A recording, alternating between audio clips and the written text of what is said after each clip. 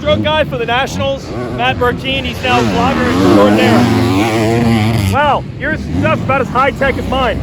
What can I say? A phone. I got a TV camera for B-roll. This is the main. Oh, okay. focus, That's the main thing. Yeah, exactly. He's got a $10,000 camera for B-roll. Welcome to press day of the Weege show. It's the most exciting time. Let's just show you the riders here.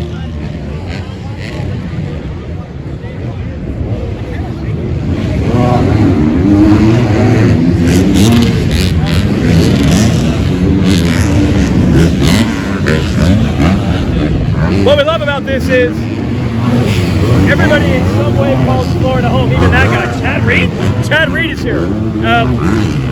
So they're all in Florida during the week for the most part. Maybe a few weeks now they've all come back from California, but it's not the same as you're actually standing on this infield, feeling Florida weather. It's breezy, it's overcast, it could rain, it could get sunny.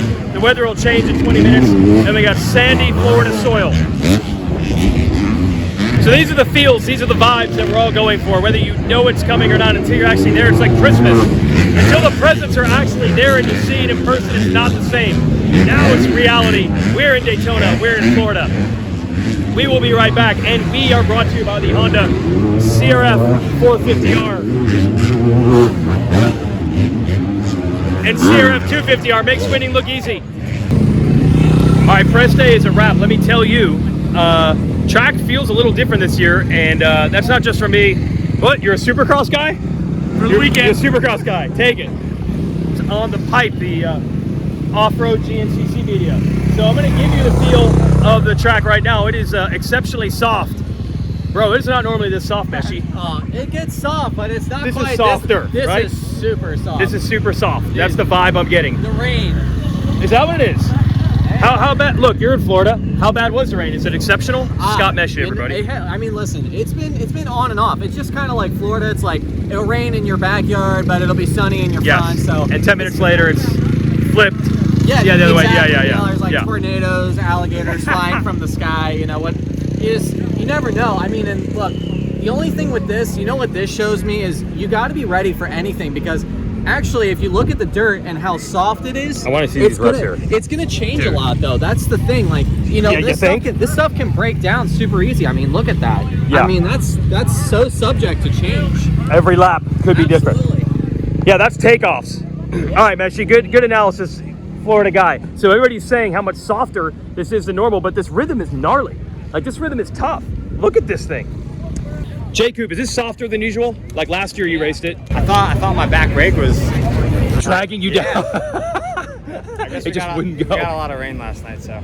Okay, so could it be different tomorrow? Could be, but we hope for it, because this is not what you're hoping like for. 20 minutes, and this is and this section's nasty.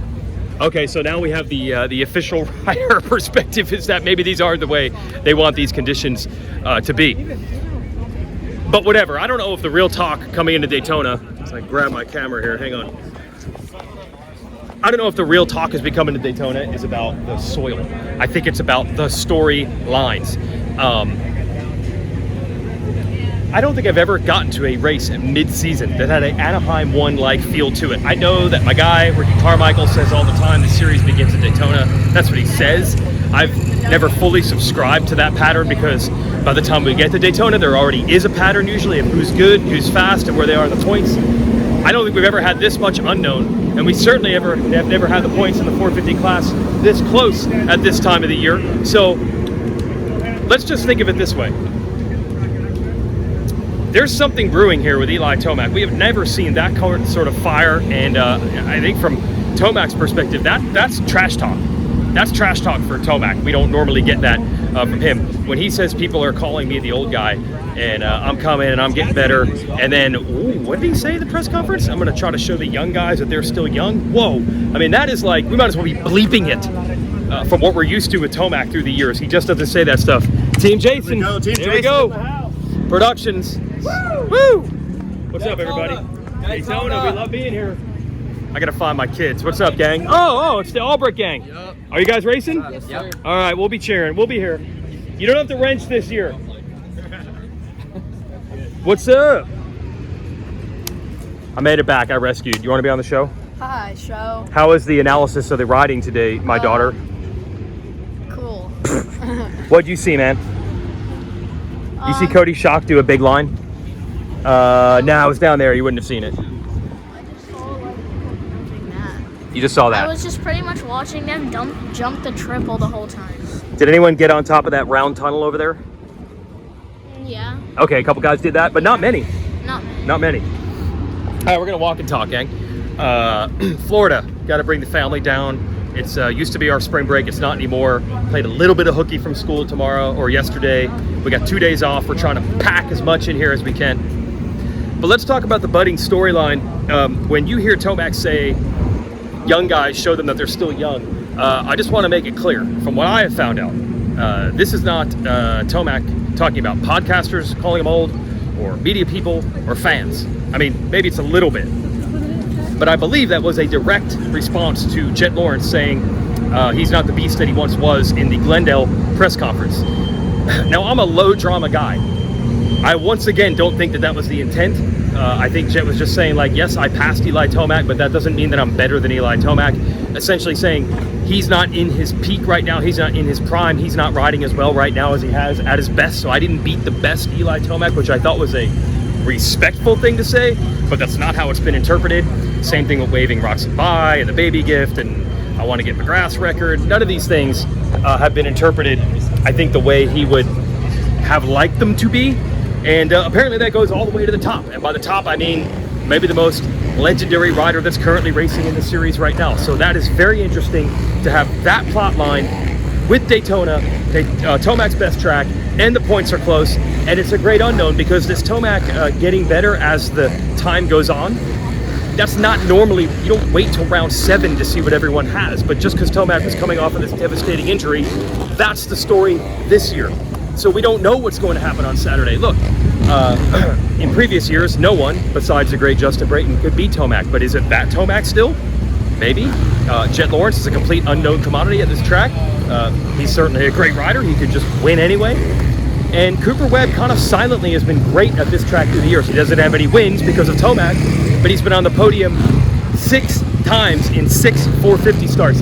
Even in 2018, when he was bad on the old Yamaha, he still ran up front and was on the podium here at Daytona, and he's come very, very close several times. So just 3 guys. Chase Sexton told me that he's up to 85%. He had a normal week of riding with a hand.